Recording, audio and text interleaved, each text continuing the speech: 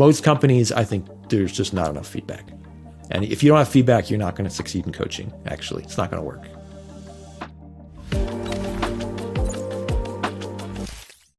What I've learned is if I want to keep talent, by default, their employees are not really great. I'm going to put a blanket statement out there. I don't care. They're not really great at understanding the fact that if you're bored or if you're worn out or if you feel like you're not growing, how to solve that. And the default instinct is new job, new project.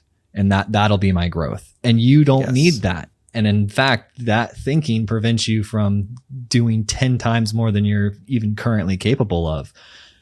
I think that's completely right, Joel. Thanks for pointing that out. In fact, and I think the opposite is also true. Like the flip side of that coin is if you are able to create a coaching environment where people feel like they're growing, they don't want to leave and they don't even realize it, right? It's the number one retention tool. So this gets to like when I some of the stuff I do on LinkedIn, and I tell people, look, the reason you should do one reason leadership development pays for itself is once you have leaders that coach their employees, guess what? They're not going to want to leave those managers, right? People don't quit jobs, they quit managers. And so when we have true coaches, people won't leave. It's such a positive environment. I've seen it firsthand where retention numbers just improve dramatically because, people are growing.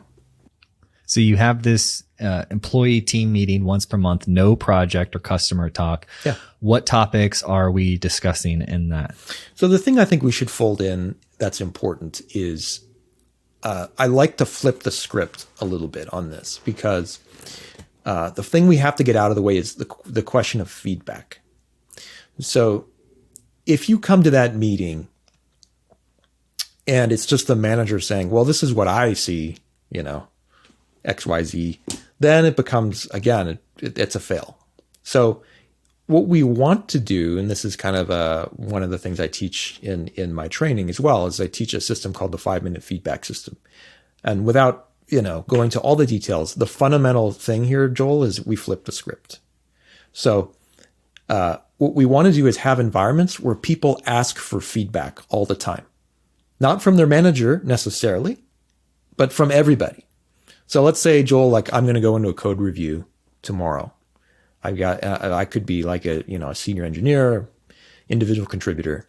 What I'm going to do is before that code review, I'm going to ask all the participants, which could be my peers, people with the same experience as me, could be my boss, whoever's in the review.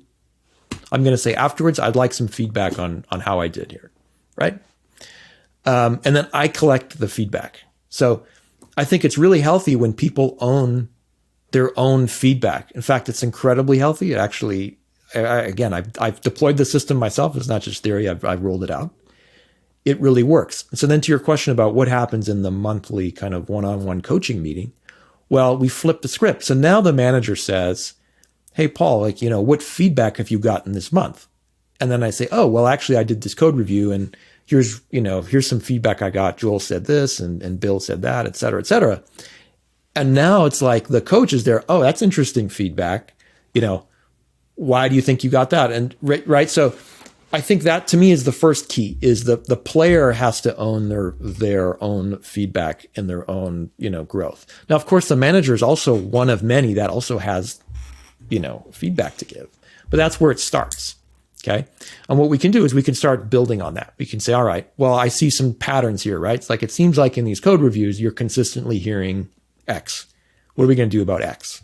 And then the manager's job is then to have, probably be armed with best practices or his or her own personal experience that they can help relate. And of course, all coaching is situational, right? Some lower level individual contributors, they may not need straight mentoring. But then as you grow, it's not so much mentoring or how to you're looking for, it's more of a thought partnership, right? So we have to kind of adapt to that, situation. But really, I think the cornerstone of a lot of the coaching meeting is about how we collect feedback and what we're getting. Most companies, I think there's just not enough feedback. And if you don't have feedback, you're not going to succeed in coaching, actually. It's not going to work.